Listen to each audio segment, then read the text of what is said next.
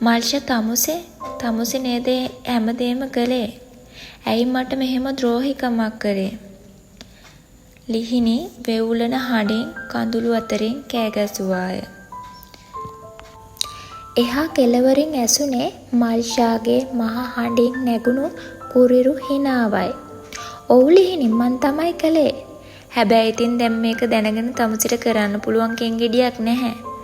බලපන් රන්දුනු සර් තමුසෙව කුණු බිත්තරයක් වගේ පන්නලා දාපු ලස්සන." සර් ළඟ රඟපාලා ලොකු ටෝක්ස් දාගෙන ඉන්නකොට තමුසේ හිතුවද මල්ෂා කවුද කියලා. "මං තමුසෙට කිසිම වරදක් කරලා නැහැ මල්ෂා.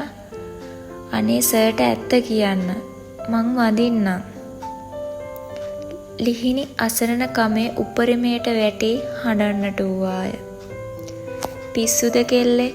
ඔය ෆයිල් එක මන් ළඟ විකුණන්න වෙනම බඩු ලෑස්ති පිට ඉන්නේ. තමුසෙට ආය මේ ලංකාවේ කිසිම ගාමන්ට් එකක රස්සාවක් කරන්න නම් ලැබෙන්නේ නැහැ. රන්දුනු සර් තමුසේගේ මූණ බලන්නෙවත් නැහැ. දැන් ඉතින් මැරෙන්න තමයි තමුසෙට වෙන්නේ." මල්ෂා දුරකථනය විසන්ති කර දැමුවාය. ලිහිණි දුරකථනය දෙස බලාගෙනම ඇඳ මතට ඇද වැටුණාය. ඇයට මුළු ලෝකයම එපා වී තිබුණි. තමන් නිවැරදි බව ඔප්පු කරන්න කිසිදු ශක්තියක් ඇය ළඟ තිබුණේ නැත.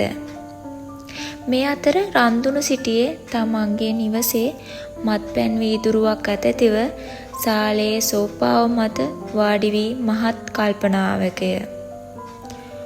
ඔහුගේ දැස් තවමත් කෝපයෙන් සහ බිඳුණු බලාපොරොත්තු වලින් රතු වී තිබුණි. ඔහුගේ මේසේ මත තිබූ දුරකථනය වරින් වර දැල් වෙමින් නිවී ගියේ ලිහිණි එවූ දිග කෙටි පණිවිඩ එකින් එක තිරේ මත දිස් කරවෙමිනි. රන්දුනුවේ සෑම පණිවිඩයක්ම කියෙව්වේය. ඇගේ අසරණ වැළපීම පණිවිඩ පුරාම තැවරී තිබුණත් ඔහුගේ හිත උණුනේ නැත. "ඇයි ලිහිණි තමුසේ මට මෙහෙම කරේ? මං තමුසෙට මගේ පණටත් වඩා ආදරය කළා.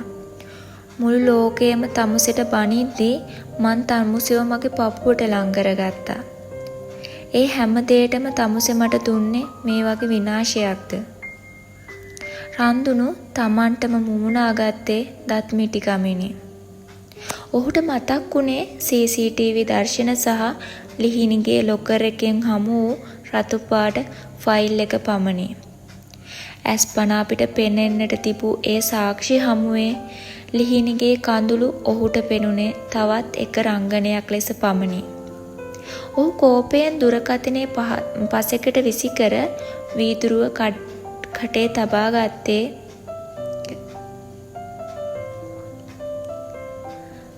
ලිහිණි මුළු රාත්‍රිය පුරාම හැඬීම නිසා දැඩි ලෙස ගිලන් වී සිටියාය. ඇයට වතුර උගුරක්වත් උගුරෙන් පහළට කරගන්නට ශක්තියක් තිබුණේ නැත. නමුත් ඇය එකම එක වතාවක් හෝ රන්දුනු ඉදිරියට ගොස් මල්ෂා තමන්ට කී දේ පවසා තමන්ගේ නිවැරදි බව පෙන්වීමට තීරණය කළාය. ඇය අමාරුවෙන් නැගිට සිරුර වාරි කරගනිමින් නැවතත් ගාමන්ට් එක දෙසට යන්නට පිය නැගුවාය. ඇය ගාමන්ට් එකේ ප්‍රධාන ගේට්ටුව අසලට ළඟා වනවත් සමගම රන්දුනුගේ සුභෝපභෝගී රථය ගේට්ටුවෙන් ඇතුළු වීමට පැමිණියේය. ලිහිණි වහාම රථය ඉදිරියට පැන එය නතර කළාය.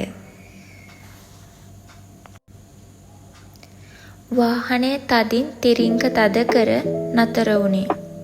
රන්දුනු කෝපයෙන් වීදුරුව පහත් කර ලිහිණි දෙස බලද්දී ලිහිණි දෝතින්ම වාහනේ දොර අල්ලා ගත්තාය. "රන්දුනු, අනේ රන්දුනු, එක විනාඩියක් මන් කියන දේ අහන්න. ඊයේ රෑ මල්ෂා මට කෝල් කරලා කිව්වා." නමුත් ලිහිණිට කතාව සම්පූර්ණ කරන්නට ලැබුණේ නැත. රන්දුනුගේ රථයේ පිටුපස අසුනේ සිටි තවත් අයෙකු දෙස බලා ලිහිණිගේ පණ ගැහී ගියේය. රන්දුනුගේ මව එහි වාඩි වී සිටියහ.